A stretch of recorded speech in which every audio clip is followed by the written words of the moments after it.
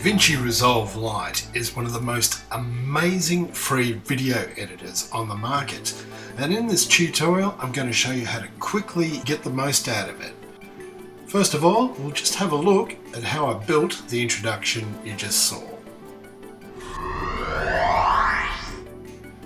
To begin with, we open up DaVinci Resolve, and this is what you'll see once you select a blank project. Down the bottom here are our four main areas where we import the media, we edit the media, we can edit the separate media tracks, and then we deliver it.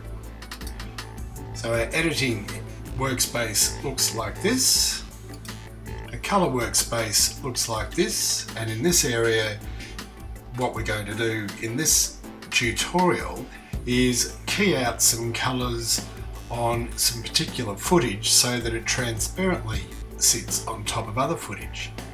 Once we've got our project all done, then we'll export it, and we can customize the export. We can export it to YouTube, Vimeo, and the default settings are usually the ones to go with, but of course you can modify those. So now to create our introduction, what we'll do first is we'll import some media.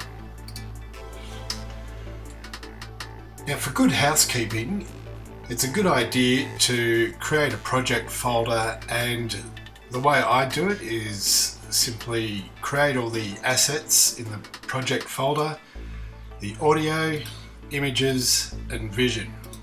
So in the audio, we've got some stock tracks and some sound effects. In the images, we've got some background images, and got some little talking bubbles here, and we've got some screenshots of the different resources that I've used in order to create this particular production. There is a lot of free stock footage, stock images out there, so there's no immediate need to buy stock footage and that sort of stuff. Same with the video. Got some backgrounds which we can use, and some different sort of effects. This is the one we're going to use for the introduction.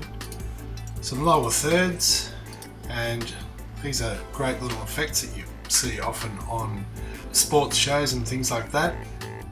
And this has a black background, and we'll be keying out that black background so that the lower third sits on top of the footage. Some screen recordings of what we've taken, and I'll keep adding to this as we go through. Some stock footage. It's always good to have a little bit of stock footage in your video production because it just increases the production value. In here we've got a little bit of archive footage, and archive footage can be great to throw in there just as a pattern interrupt to keep people interested in the production.